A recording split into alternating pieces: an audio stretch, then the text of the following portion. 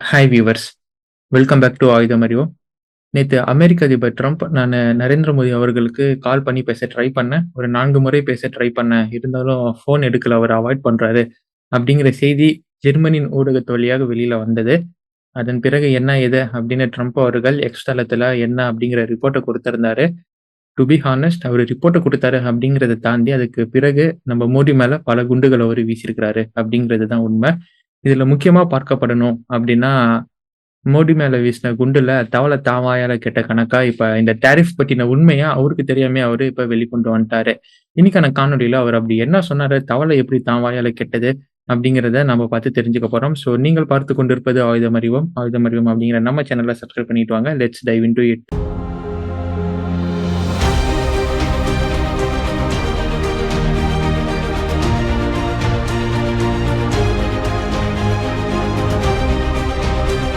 நான் அழுவலடா, அழுவல அப்படின்னு சொல்லிக்கிட்டு ஒரு அழுவுற காமெடி வரும் இல்லைங்களா? அது மாதிரி தான் மோடிக்கு நான் ஃபோன் பண்ணலடா, பண்ணவே இல்லை அப்படிங்கிற மாதிரி ஒரு பதிவை போட்டிருக்காரு ட்ரம்ப் அவர்கள். ஜெர்மனியின் ஃபேஸ் அப்படிங்கிற பத்திரிகை தான் ட்ரம்ப்பே 4 வாட்டி மோடிக்கு கால் பண்ணி மோடி எடுக்கலைன்னா பார்த்துக்கோங்களேன் அப்படின்னு கொளுத்தி போட்டது. சில மணி நேரம் கழித்து ட்ரம்ப் எக்ஸ் தளத்துல ஒரு பதிவை போடுறாரு. அதுல அவர் சொன்னது என்னன்னா, ஜெர்மனி ஊடகம் சொன்னது ஃபேக் நியூஸ். மோடிக்கே 4 வாட்டியெல்லாம் நான் கால் பண்ணவே இல்லை. மேபி 3 டைம்ஸா இருக்கலாம். அதெல்லாம் யாராச்சும் கவுண்ட் பண்ணிட்டு இருப்பாங்களா? என்ன தவிர இந்தியாவுக்கு யாரும் பெருசா செஞ்சதே இல்ல. இருந்தாலும் மோடி என் அழைப்பை ஏற்க மறுத்திருக்காரு. சார், நீங்க எந்த அளவுக்கு பெருசா செஞ்சீங்க அப்படிங்கிறது இப்ப எங்களுக்கு நல்லாவே தெரியுது அப்படிங்கிற மாதிரி என் மைண்ட் வாய்ஸா இருந்தது. கண்டினியூ பண்ணோம்னா, மேபி அவர் போன் உடஞ்சிருக்கலாம், இல்லைன்னா சைனா கூட ஒரு பிஸியா இருப்பாரு போல இருக்கு. அதனால அவர் என் போன் எடுக்க விட்டுருக்காரு. நான் எல்லாரும் கூடயும் இந்த டீலிங் பத்தி பேசுறேன், நல்லபடியா முடியுது, எக்ஸப்ட் இந்தியாவை தவிர அப்படின்னு அவரு சொல்லியிருக்காரு. முக்கியமா அவர் சொல்றாரு, நான் யாரையும் ஃபாலோ பண்ணி போறது இல்லைங்க, மக்கள் தான் என்னையும் ஃபாலோ பண்ணி வராங்க அப்படின்னு அவரு சொல்லியிருக்காரு. இதுதான் அந்த மோடியின் போன் கால் பற்றின பதிவுல அவர் குறிப்பிட்டது. மோடி இப்படி பண்ணிட்டாரே அப்படிங்கிற வக்ரமும் ஒரு விரக்தியும் அவர் அந்த பதிவுல காமிச்சிருக்காரு. என்ன நான் வக்ரம் அப்படின்லாம் ரொம்ப கடுமையான வார்த்தைகள் பயன்படுத்துறேன் அப்படின்னு நீங்க பாக்காதீங்க. பிகாஸ் அவர் போட்ட ஸ்டேட்மெண்ட்ல Modi's phone must be broken, maybe he will busy with China அப்படின்னு அவரு போட்டிருக்காரு. ஸோ இந்தியா பண்ணும் தற்போதைய நடவடிக்கையில அமெரிக்கா மற்றும் அதிபர் ட்ரம்ப் எந்த அளவுக்கு கோபமா இருக்கிறாரு அப்படிங்கறத தான் இந்த 2 வசனமும் குறிப்பிட்டு நமக்கு காமிக்கிறது. சரி, இதை சொன்னாரா? இதை சொல்லிட்டு கொஞ்ச நேரம் கழிச்சு ஒரு மிகப்பெரிய மீட்டிங்கை போடுறாரு. இந்த மீட்டிங்ல அவர் என்ன ஆரம்பத்துல பேசுறாருன்னா, ரஷ்யா உக்ரைன் கான்ஃபிளிக்ட் பத்தி பேசிட்டு இருக்கிறாரு. இந்தியா பாகிஸ்தான் கான்ஃபிளிக்ட்டுக்கு திரும்புறாரு. ஒரு மேற்கோள் காட்டி இந்தியா பாகிஸ்தானை சொல்ற மாதிரி திரும்புறாரு. அப்ப அவர் என்ன சொன்னாருன்னா, 150 மில்லியன் மதிப்பு மிக்க 7 போர் விமானங்கள் இந்த கான்ஃபிளிக்ட்ல வீழ்த்தப்பட்டு இருக்கு. யாருக்கு தெரியும், அந்த நம்பர் இன்னும் அதிகமாகவும் போகலாம். ஏன்னா 2 தரப்புமே உண்மை என்னன்னு சொல்ல மாட்டேங்கிறாங்க. ஆனா 7 போர் விமானம் வீழ்த்தப்பட்டிருக்குங்கிறத இட்ஸ் வெரி பேட் அப்படின்னு அவரு சொல்லியிருக்காரு. அந்த கவுண்ட் இன்னும் அதிகமாகவும் போகும் அப்படின்னு அவரு சொல்லியிருக்காரு. நான் பாகிஸ்தான் கிட்டேயும் பேசினேன், இந்தியா பக்கமும் பேசினேன். I spoke with the terrific man Indian prime minister Narendra Modi. இப்படி அவர் அந்த வார்த்தையை பயன்படுத்தியிருக்காரு. அவர் என்ன பேசினாரு அப்படிங்கிற முழு காணொலியும் உங்களுக்கு நான் இந்த வீடியோவின் கடைசியில நான் காமிக்கிறேன். அதுல நீங்க கவனிச்சு பாருங்க. நம்ம சொன்ன முக்கியமான இந்த வசனங்கள் எல்லாமே அவர் சொல்லியிருப்பதை நீங்க பார்க்க முடியும். பாகிஸ்தான் கிட்ட நான் ட்ரேட் டீல் பத்தி பேசிட்டு இருக்கும்போது, உனக்கு என்ன அவன் கூட பிரச்சனை, உடனடியே தாக்குதலை நிறுத்து, இல்லைன்னா உன் கூட வர்த்தகம் பண்ண மாட்டேன், அப்படி இல்லையா உன் மேல அதிகமான டேரிஃபை போடுவேன் அப்படின்னு சொன்ன 5 மணி நேரத்துல இந்தியா பாகிஸ்தான் மேல நடத்தின தாக்குதலை நிப்பாட்டிட்டாங்க. மேபி அது ஒரு நியூக்ளியர் வாரா போயிருக்கலாம், பட் நான் சொன்னதுனால அவங்க நிறுத்திட்டாங்க அப்படின்னு அவர் மீண்டும் இந்த இடத்துல இன்சிஸ்ட் பண்ணி கூறியிருக்கிறாரு. இது தொடர்ந்து மீண்டும் அவரு ரஷ்யா உக்ரைன் கான்ஃபிளிக்ட்டுக்கு போய் பேச போயிட்டாரு. பட் இந்தியா பத்தி பேசின அந்த ஒரு நிமிஷத்துல ட்ரம்பின் மொத்த பிளானும், இந்த இந்தியா மீது போடப்பட்ட டேரிஃபின் மொத்த பிளானும் எக்ஸ்போஸ் ஆகியிருக்கு மை டியர் ஃப்ரெண்ட்ஸ். ஸோ இதுல நான் ஃபர்ஸ்ட் பாயிண்டா கொண்டு வருவது அந்த போர் விமானங்களின் பிரச்சனையே தான் ஃப்ரெண்ட்ஸ். F-16 JF-17 J-10 அப்படின்னு கொஞ்சம் குழப்பமும் இருந்துச்சுன்னா கொஞ்சம் வெளியில இருந்து பார்க்கலாமே. அஸ் எ காமன் மேனா நம்ம வெளியில இருந்து பார்த்தோம்னா, இப்ப நம்ம சீனாவின் போர் விமானத்தை ஏதோ JF-17 J-10 நம்ம அடிச்சிருந்தோம்னா, சீனாக்காரன் இது மாதிரி பேசாம இருந்திருப்பானா? சோ அவன் இப்ப வாயே திறக்கல சீனாக்காரன் போர் விமானம் பத்தி. வெறும் PL மிசைலை பத்தி பேசிட்டு இருக்கிறாங்க, ஓகே. ஆனா போர் விமானம் அப்படிங்கறத பத்தி சீனாக்காரன் வாயே திறக்கல.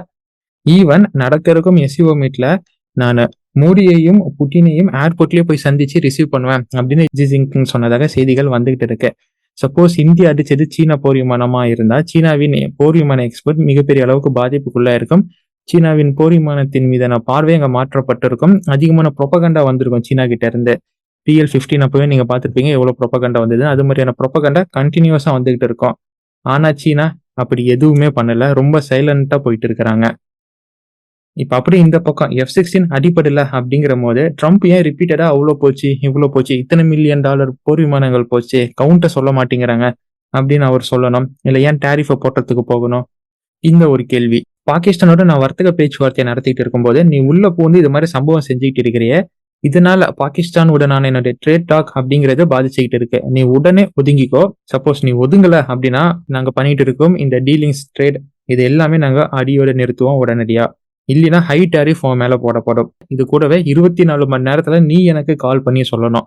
அப்படி இல்லைன்னா அதாவது ஹை டேரிஃபோ இல்ல உன் கூட பண்ண இருக்கும் இந்த ட்ரேட்ஸோ நாங்க நிறுத்திப்போம் அப்படின்னு ட்ரம்ப் சொல்லியிருப்பதா அவரே சொல்றாரு. இந்த இடத்துலதான் இந்த டேரிஃப் அப்படிங்கறதே இந்தியா மற்றும் அமெரிக்காக்கு இடையே எழும்பி இருக்கு. நல்லா நோட் பண்ணிக்கோங்க. ஆனா அவரே சொல்றாரு அடுத்த 5 மணி நேரத்துல இந்தியா தன்னோட தாக்குதலை நிறுத்திக்கிட்டாங்க அப்படின்னு. ஸோ இந்த இடத்துல டேரிஃபோ இல்ல அந்த பிசினஸை நிறுத்திக்கிற தேவையோ இருந்திருக்காது. பட் இருந்தாலும் இந்தியா மேல டேரிஃப் போடணும் அப்படிங்கிற காண்டின் காரணமாக இந்தியா மேல இப்ப டேரிஃப் போட்டிருக்காங்க. இதற்கான காரணம் தான் இந்த ரஷ்யா உக்ரைன் ஆயில் இந்தியா வாங்குறாங்க, உக்ரைன் கான்ஃபிளிக்ட்ல இன்னும் ஃபயர் அப் பண்றாங்க இந்தியா அப்படிங்கிறது எல்லாம். ரஷ்யா உக்ரைனை தான் காரணம் காட்டி இந்த பாகிஸ்தான் யுத்தத்தை மையமா வச்சு போடுறாங்க. இதை நான் எப்படி நம்புறது அப்படிங்கிறதுக்கான பாயிண்ட் தான் நம்ம தேர்ட் பாயிண்டா பார்க்க போறோம் மை டியர் ஃப்ரெண்ட்ஸ். நம்மள கிரானா ஹில்ஸ் மற்றும் நூர்கான் ஏர்பேஸ் அப்படிங்கிறது எத்தனை பேருக்கு முன்ன ஞாபகம் இருக்கு? இந்தியா கிரானால அடிச்சதுல அமெரிக்காவின் நியூக் பேஸ் பலத்த சேதமாயிருக்கும் அப்படின்னு ஆரம்பத்துல பலராலும் சொல்லப்பட்டு இருந்தது. ஏன்னா அமெரிக்கா ப்ராக்சியா கிரானா மலை குன்றுல அவங்களுடைய அணு ஆயுதங்களை வச்சிருந்தாங்க. இன்கேஸ் ரொம்ப வஸ்டா போச்சுன்னா இங்க இருந்து சீனாவை சோக் பண்ற மாதிரி இவங்க இந்த பிளானை வச்சிருந்தாங்க. பாகிஸ்தான ஒரு ப்ராக்சியா அவங்களுடைய நியூக் பேஸை பயன்படுத்திட்டு இருந்தாங்க. லோக்கல் பாலிடிக்ஸ்ல சொல்லணும்னா பி டீம் அப்படின்னு நம்ம சொல்லலாம். ஸோ அந்த பேஸை இந்தியா தெரிந்தோ தெரியாதனமாவோ அடிச்சதுல அது சேதம் அடைஞ்சிருக்கு. இது ஒண்ணு. ரெண்டாவது, பாகிஸ்தானின் ஒரு மிலிட்ரி ஏர்பேஸ், அது நூர்கான் ஏர்பேஸா சர்கோதா ஏர்பேஸா அப்படின்னு என்னால கிளியரா சொல்ல முடியல. பட் அந்த 2 ஏர்பேஸ்ல ஏதோ ஒரு ஏர்பேஸ்ல பாகிஸ்தானின் மிலிட்டன்ஸ் வேலை செய்யணும்னா கூட அவங்களுக்கு அமெரிக்கன் விசா இருக்கணும், இல்ல அமெரிக்கன் பாஸ்போர்ட் இருக்கணும். அப்படி இருக்கிறவங்கள மட்டும்தான் அந்த ஏர்பேஸ்ல அவங்க ஒர்க் பண்ண அலோ பண்ணிட்டு இருக்கிறாங்க. So that air base is acting like Americas proxy air base. அதனாலதான் அது மாதிரி பாஸ்போர்ட் ஆர் விசா இருக்கிறவங்க மட்டும்தான் வரணும் வேலை செய்யணும் அப்படின்னு அவங்க ஒரு கண்டிஷன் போட்டிருக்காங்க. ஆனா நான் சொன்ன பாத்தீங்களா சர்கோதாவா இல்ல நூர்கானா அப்படிங்கிறது. ஆனா அந்த 2 பேஸுமே இந்தியா பஞ்சர் பண்ணியிருக்கிறாங்க தன்னோட தாக்குதல் மூலியமா. சோ இந்த இடத்துல நமக்கு கிளியரா ஒரு ரூட் கிடைக்குது. Proxy American base including nuke sites பாகிஸ்தான்ல தாக்கப்பட்டு இருக்கு. அடுத்து பாகிஸ்தானுடன் நடக்கும் அந்த ட்ரேட் டாக்ஸ் இந்தியாவின் தாக்குதலால அமெரிக்காவுக்கு கெட்டு இருக்கு. இதன் விளைவா இந்தியா மீது அமெரிக்கா தன்னோட வன்மத்தை கக்கிருக்கு. இது எல்லாத்தையும் ஒத்து சேர்த்துதான் இந்த வன்மத்தை எப்படி இந்தியா மேல தள்ளுறது அப்படின்னு ரஷ்யா கிட்ட இருந்து நீ அதிகமா ஆயில் வாங்குற அப்படிங்கிற பெயர்ல இந்தியா மீது இப்ப வரிய கூடுதலா 25% நான் போட்டிருக்காங்க. நான் ஃபர்ஸ்ட் போட்ட பேஸ் டேரிஃபை பத்தி இந்த இடத்துல நான் பேசவே இல்லை ஃப்ரெண்ட்ஸ். கூடுதலா போடப்பட்ட டேரிஃபை தான் நான் பேசிக்கிட்டு இருக்கிறேன். ஏன்னா இந்தியாவின் பல டெலிகேஷன்ஸும் இந்த உலக அரசியல் தெரிந்த வல்லுநர்களும் பல நாட்டில் இருக்கும் வல்லுநர்களும் என்ன சொல்லிட்டு இருக்கிறாங்கன்னா, எங்க அமெரிக்கா சொல்றது சுத்த பொய்ங்க. இந்தியாவை தாண்டி பல நாடுகள் எல்என்ஜியா இருக்கட்டும், கேஸா இருக்கட்டும், இந்தியாவை தாண்டி பல நாடுகள் ரஷ்யா கிட்ட இருந்து அதிகமா வாங்கிட்டு இருக்கிறாங்க. ஸோ அவங்க மூலியமா வரும் ரெவன்யூல உக்ரைன் அடிக்கிறதை விடவா இந்தியா ஆயில் வாங்குற ரெவன்யூல வச்சு உக்ரைன் அடிச்சுக்கிட்டு இருக்கிறாங்க. ஏதோ ஒரு காரணம் சொல்லி இந்தியாவை சோக் பண்ணணும், அடிக்கணும் அப்படின்னு சொல்லி ட்ரம்ப் அடிச்சுக்கிட்டு இருக்கிறாரு அப்படின்னு பலராலும் சொல்லப்பட்டுக்கிட்டு இருக்கு. இதேதான் நம்மளுடைய EAM ஜெய்சங்கர் அவர்களும் சமீபத்திய ரஷ்ய பயணத்துல சொல்லியிருந்தாரு. நாங்க அந்த அளவுக்கு அதிகமா வாங்குறது இல்லைங்க, அதையும் மீறி நாங்க வாங்கி அதுல லாபம் பார்த்து உக்ரைன் அடி வாங்குதுன்னா எங்க கிட்ட இருந்து வாங்குறவங்க வாங்க வேணாம் அப்படின்னு இதை தான் அவரு சொல்லியிருந்தாரு. ஸோ இதெல்லாம் நீங்க அப்படியே ஒவ்வொன்றா பாயிண்ட் பண்ணி கொண்டு வந்தீங்கன்னா அழகா உங்களுக்கு புரிய வரும். இது அமெரிக்காவின் முழுக்க முழுக்க ஒரு வன்மம் தான். பாகிஸ்தான்ல நடத்தப்பட்ட தாக்குதலின் மற்றும் அவங்களுக்கு ஏற்பட்ட அதுல இழப்புகளின் காரணமாக தான் இந்த வன்மத்தை அவங்க கக்கியிருக்காங்க அப்படின்னு. ஸோ அந்த டேரிஃப் அப்படிங்கிற பிரச்சனை இந்த இடத்துல இருந்து தான் ஆரம்பிச்சிருக்கு அப்படின்னு இப்ப ட்ரம்ப் அவர் வாயால சொல்லியிருக்கிறாரு ஃப்ரெண்ட்ஸ். இது ரொம்ப முக்கியமான ஸ்டேட்மெண்ட். இத்தனை நாள் நம்ம கான்ஸ்பிரசின்னு பேசிட்டு இருந்தது, இப்ப ட்ரம்பே சொல்லிட்டாரு. இதற்கு மேல நமக்கு எந்த டெஃபினிஷனும் எதுவும் தேவையில்லை. ஸோ இப்போ நீங்க ட்ரம்ப் என்ன பேசினாரு அப்படிங்கிற அந்த காணொலியை முழுசா பார்த்து என்ஜாய் பண்ணுங்க. மேபி காப்பிரைட் வந்திருந்தால் அந்த வீடியோ ஆனது நான் எடிட் பண்ணி கட் பண்ணியிருப்பேன். But as soon as possible நீங்க அதை பாத்துருங்க அப்படிங்கிறது என்னுடைய கோரிக்கை. அண்ட் இந்த காணொலியில நீங்க தெரிஞ்சுக்கிட்ட செய்தியை எந்த அளவுக்கு ரேட் பண்ணுவீங்க அப்படிங்கிறத நீங்க கமெண்ட் பாக்ஸ்ல கொடுங்க. அண்ட் இது போன்ற பல செய்திகளை முக்கியமா அடுத்து இந்தியா டிஃபென்ஸ் அப்டேட் ஒன்று நம்ம பார்க்க போறோம். அதை பார்க்கணும்னா ஆயுதம் அறிவோம் அப்படிங்கிற நம்ம சேனலை சப்ஸ்கிரைப் பண்ணி ஃபாலோ பண்ண ஆரம்பிங்க. Until it's signing off from ஆயுதம் அறிவோம் and stay tuned for next video my dear friends. நன்றி, வணக்கம். Just like India and Pakistan, we're going to end up in a nuclear war if I didn't stop them. You know, it's sort of strange. I saw they were fighting. Then I saw 7 jets were shot down.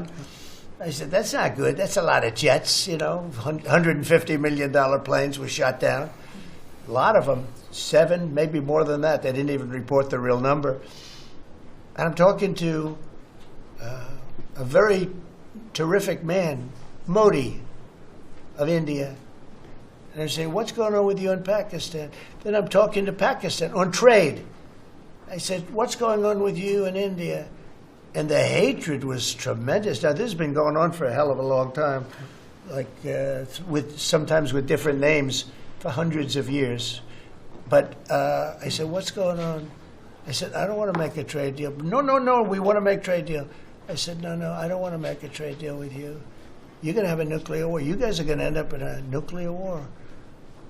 And that was very important to them. I said, call me back tomorrow, but we're not going to do any deals with you, or we're going to put tariffs on you that are so high. You were there, Howard, right? Yep. You're going to put tariffs on you that was so high, I don't give a damn. Your head's going to spin. You're not going to end up in a war. Within about 5 hours, it was done. It was done. Now, maybe it starts again. I don't know. I don't think so, but I'll stop it if it does. We can't let these things happen. The